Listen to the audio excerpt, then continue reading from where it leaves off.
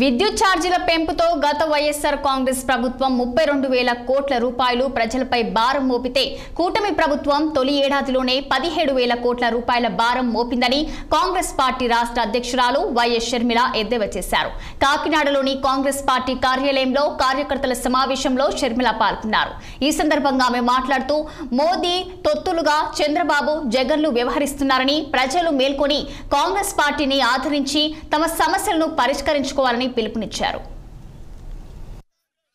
ఈరోజు కాకినాడ జిల్లాలో కాంగ్రెస్ పార్టీ బలోపేతం కోసం ఇక్కడ కాంగ్రెస్ పార్టీకి సంబంధించిన విస్తృత స్థాయి సమావేశం ఏర్పాటు చేసుకోవడం జరిగింది.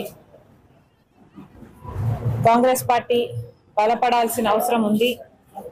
అందుకు కాంగ్రెస్ పార్టీ జిల్లా నాయకులు, జిల్లా కార్యకర్తలు అందరితో కలిసి ఈ సమావేశం ఏర్పాటు చేసుకోవడం జరిగింది.